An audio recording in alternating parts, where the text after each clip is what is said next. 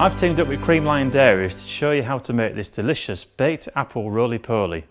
It's easy to make and it's sure to bring back some childhood memories for you. We'll be using apples available from Creamline's fruit and vegetable range, along with lots of other store-cupboard ingredients which are available online through creamline.co.uk. All the ingredients are delivered to your door absolutely free of charge. So let's get baking.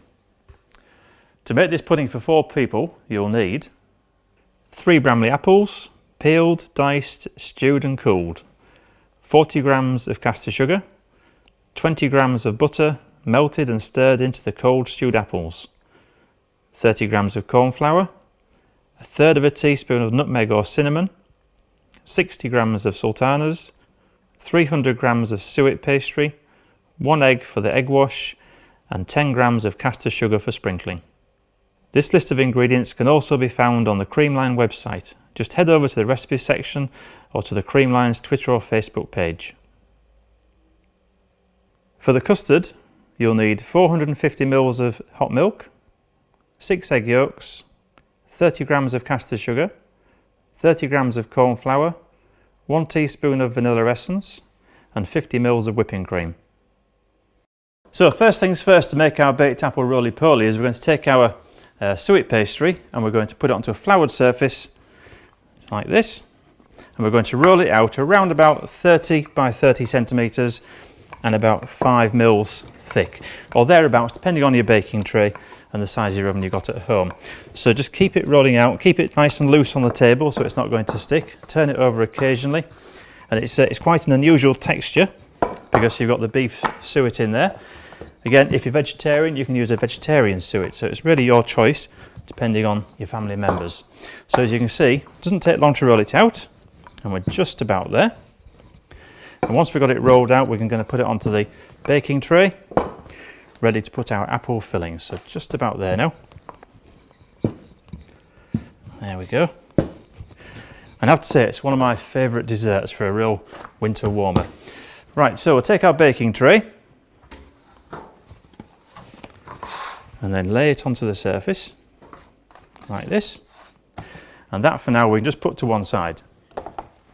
While that's resting, we can work on the filling for our baked apple roly-poly, where we take a large bowl, our stewed apple, which has already been stewed, in it goes. We've got some softened melted butter, which we're going to incorporate into it to make it really nice and rich and buttery.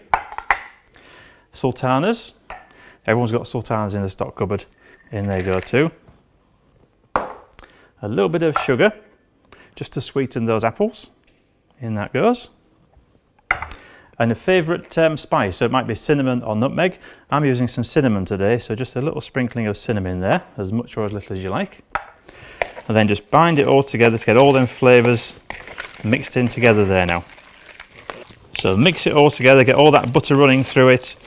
And then the next thing to go in will be some corn flour. Now what the corn flour does, that thickens all the juices from the apple, so when it's in the baked apple roll, it doesn't all run out and burn on the tray, and it keeps all the juices inside. So in goes the corn flour. That's 30 grams. And it's quite a good way to keep all the juices trapped in.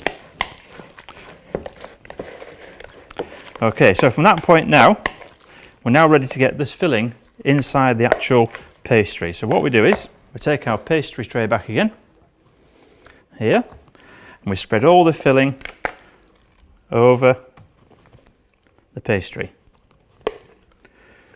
Go right up to the edges if you want to, but I prefer to leave a little edge around the edge, or should I say a little edge, so it doesn't all seep out during the baking process. You can use your spoon just to spread it out, and all them flavours will really mix in with that pastry when it's baking.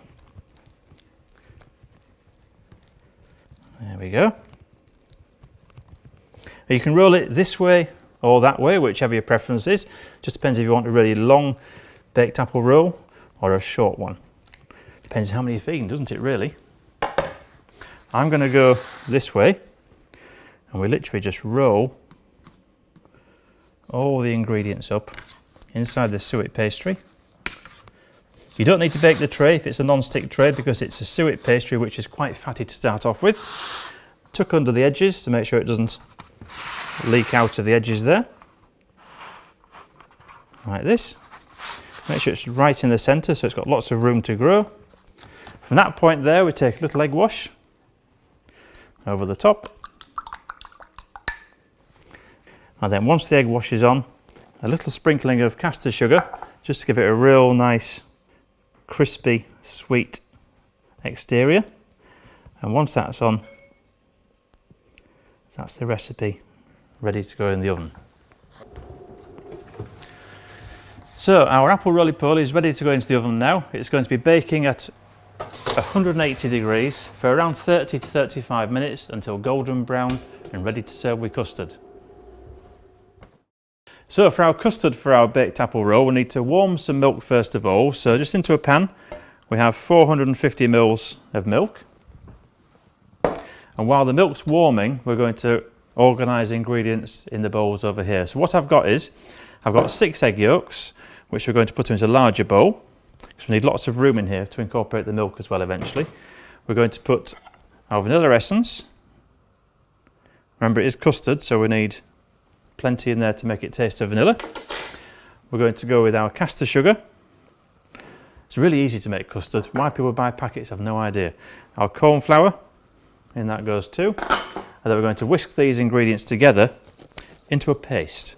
Remember, all the time our milk is on the hob, just warming through. Now I don't want it to boil, because if it boils and it goes straight onto the egg yolks, it's going to curdle and not be very nice. So just nice and warm is all we're looking for. In fact, we'll turn the milk off right now. And that'll be warm enough to incorporate over the egg yolks. Once we've incorporated the milk into the egg yolks, which we're going to start now, just slowly, carefully pour it in. It will start to dissolve the sugar, mix with the egg yolks, and let that vanilla do its thing. We go back into the pan, back onto the heat, and this is where we have to stir it continuously, because if we don't, there's a danger it will split and curdle again. So back into the pan again. There we go. Takes no time at all. And then from there, it's all about continuously stirring. So as we stir it, we can add a little drop of cream. Now the cream we've got here today, you can see fabulous Cheshire cream. Just about 50 ml to go into there to really make it nice and rich. In that goes. And remember, all the time, we don't want this to curdle and boil. So we literally keep it stirring. If you've got a ladle handy, you can check to see if it's coating the back of a ladle for the consistency, which we have here. And if it isn't, as you can see there, we just go back on the heat again until it does. So again, remember, don't let it boil. When it shows the signs of just starting to simmer maybe, off the heat we go. And just keep it stirring. And eventually you get this lovely custard recipe, which we finally strain into another bowl before going into our sauce boat. Just in case there's any eggshell or anything in there that shouldn't be. Push it through there and you've got some beautiful real Cheshire custard. If you like to make it a little bit richer, maybe a splash more cream, just because we can. And then into our service boat, ready for our baked apple roly-poly.